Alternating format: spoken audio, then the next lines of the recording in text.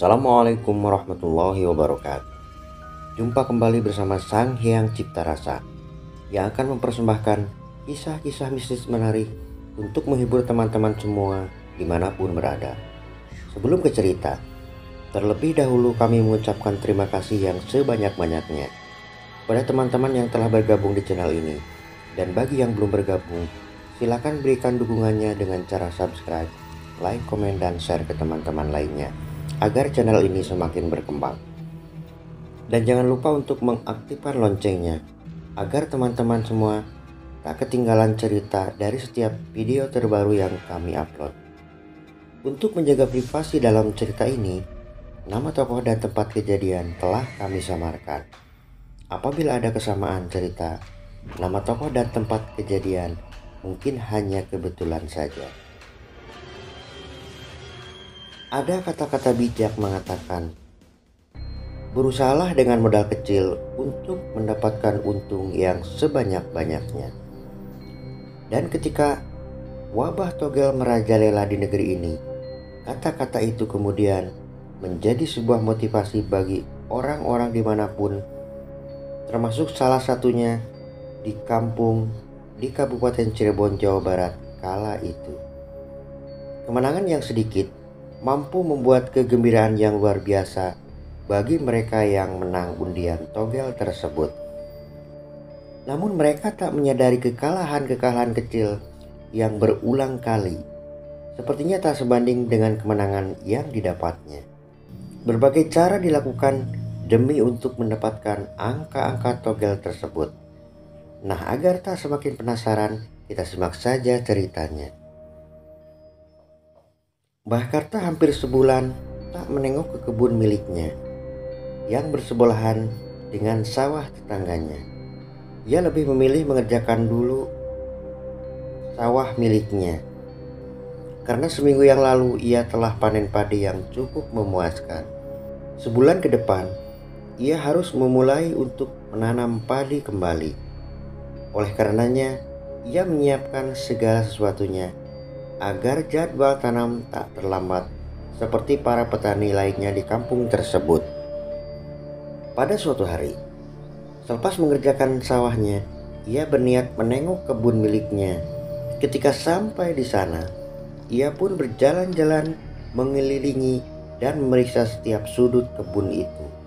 Lalu pandangan Mbah Karta tertumpu pada 3 buah pohon sirsak yang menjadi pembatas antara tanah kebun miliknya dan kebun milik orang lain.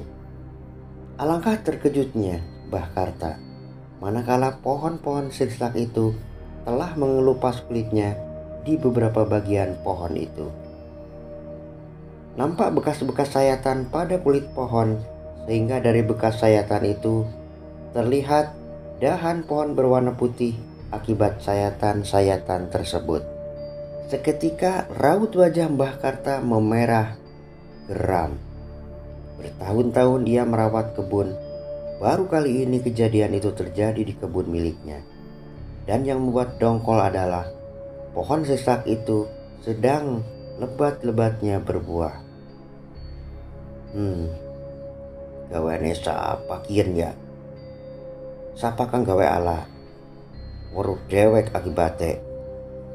Geram Mbah Karta dengan logat Cirebonnya.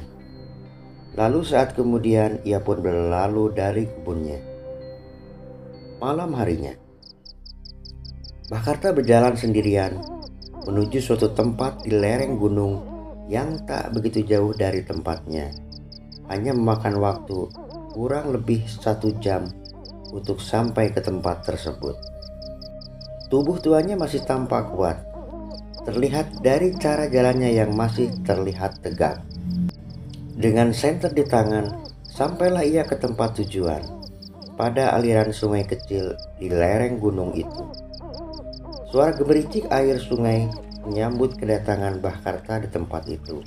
Nah, di pinggir sungai itu terdapat sebuah batu sangat besar yang ditumbuhi lumut-lumut, serta di kiri kanannya semak-semak menutupi bagian bawah batu tersebut.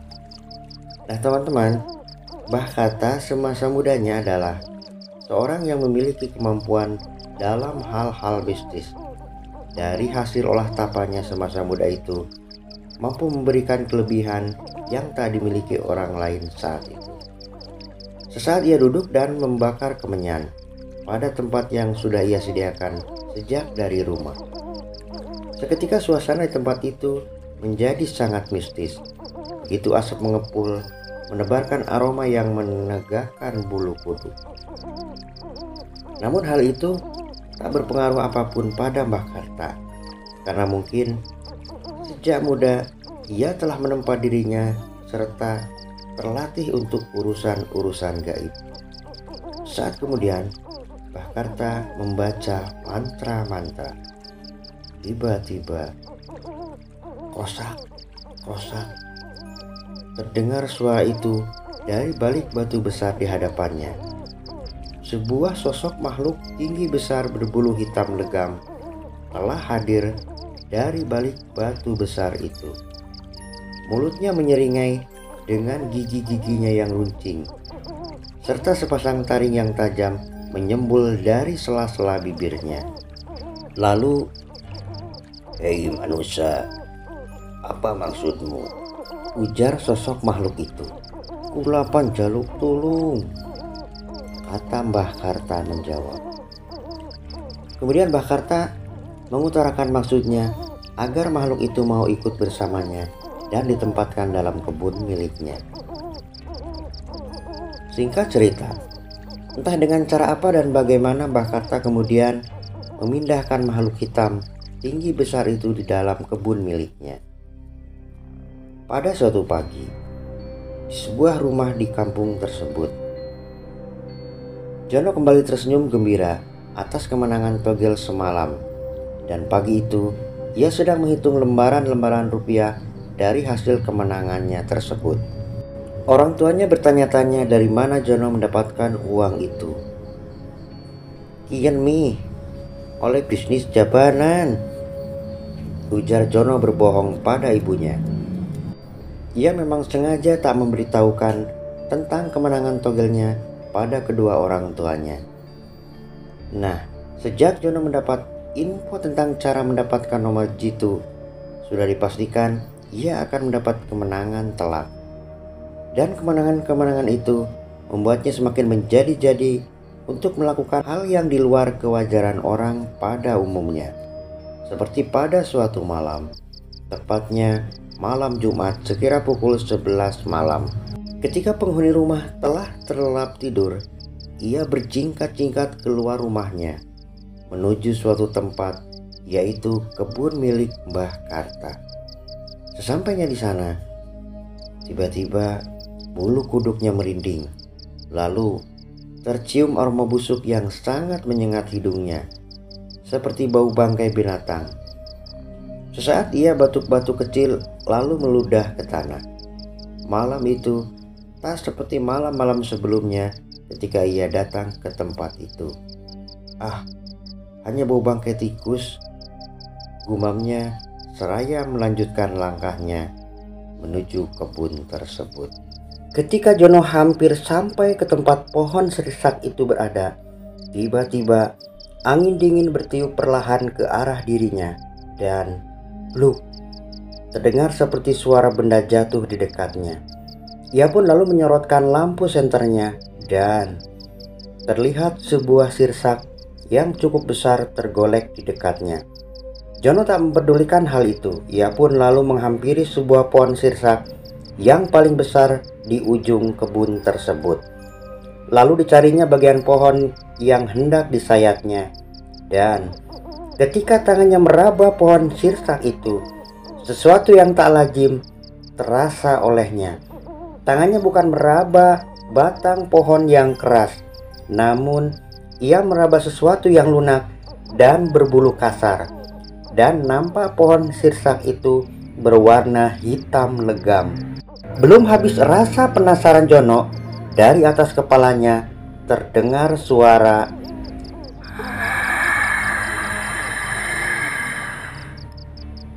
Sontak saja Jono terkejut dan menyorotkan lampu senternya. Lalu ia menjerit ketakutan. Tampak di atasnya sesosok makhluk dengan kepala yang sangat besar. Matanya merah menyala, menatapnya tajam, serta mulutnya menyeringai, menampakkan gigi-gigi dan taring yang sangat runcing. Lalu dengan kekuatan yang ada, Jono meloncat ke samping pohon itu, berusaha menjauh dari sosok tersebut. Saking kagetnya ia, senternya pun terjatuh ke tanah.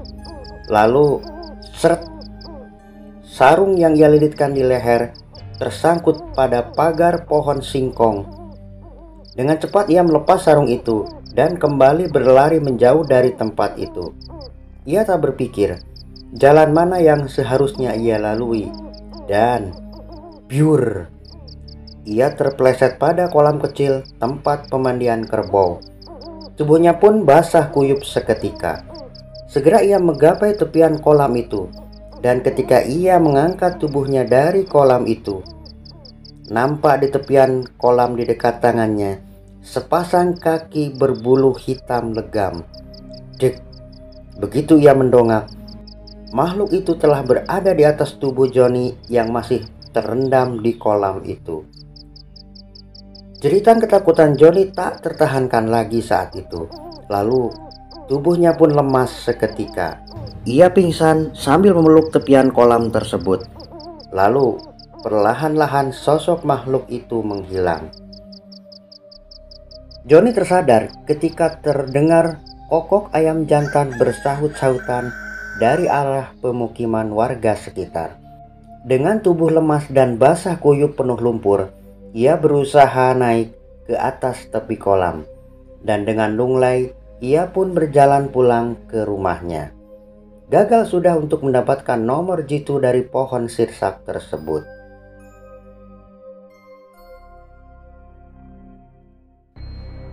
Nah teman-teman, sampai di sini ceritanya. Semoga dapat menghibur kalian dimanapun berada. Terima kasih bagi teman-teman yang telah menonton dan mendengarkan ceritanya. Mohon maaf apabila ada salah-salah kata. Sampai jumpa di kisah mistis selanjutnya hanya di Sang Hyang Cipta Rasa. Assalamualaikum warahmatullahi wabarakatuh.